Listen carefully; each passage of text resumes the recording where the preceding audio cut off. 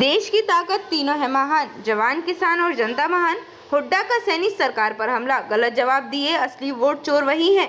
11 lakh BPL card काटे। हरियाणा के पूर्व मुख्यमंत्री और विपक्ष के वरिष्ठ नेता भूपेंद्र सिंह हुड्डा ने मौजूदा मुख्यमंत्री नायब सिंह सैनी पर सीधा हमला बोला है। उन्होंने आरोप लगाया कि मानसून सत्र के दौरान मुख्यमंत्री ने सदन में गलत जानकारी दी और जनता के असली सवालों से बचते रहे। सीएम और मंत्री बिना तैयारी आए। हुड्डा ने कहा कि मुख्यमंत्री और उनके मंत्री बिना तैयारी के सदन में आए थे। सरकार ने आंकड़े और तथ्य छुपाकर पूरे सदन को गुमराह करने की कोशिश की।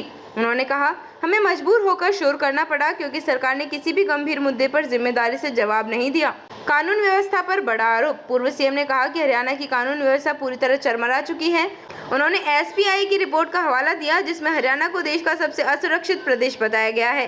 हुड्डा बोले, एसटीएफ की रिपोर्ट साफ कहती है कि आज सबसे ज्यादा संगठित अपराध हरियाणा में हो रहे हैं। लोग खुद को सुरक्षित महसूस नहीं कर रहे। महिलाएं और व्यापारी असुरक्षा के माहौल में जी रहे हैं। ये असली वोट चोर हैं। पत्रकारों से बातचीत में हुड्डा ने कहा कि मौजूदा सरकार ने चुनावों के दौरान गरीब जनता से छल किया। उन्होंने कहा, चुनाव से पहले गरीब परिवारों को बीपीएल कार्ड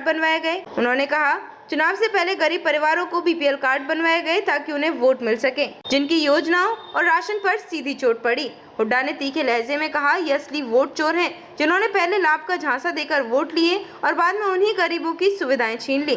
किसान और उद्योग जगत पर हमले। पूर्व मुख्यमंत्री ने कहा कि मौजूदा सरकार की गलत नीतियों की वजह से हरियाणा में उद्योगपति और व्यापारी अपराध और असुरक्षा से परेशान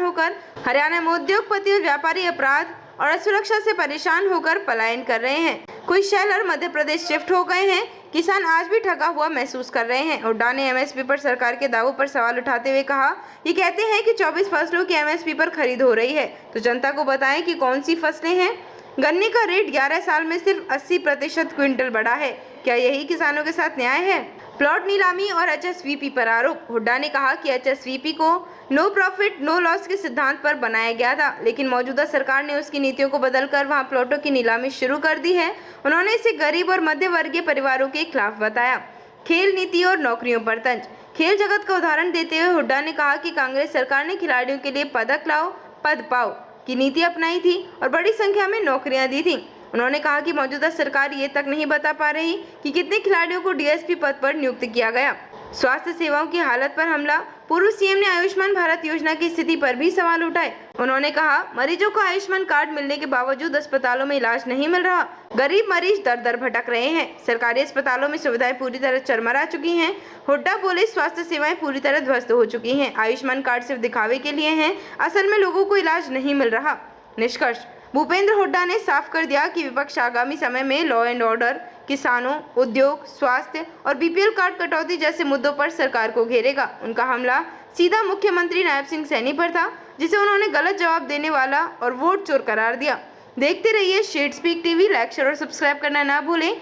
देश, लोकतंत्र और भविष्य की सबसे बड़ी खबरों के लिए।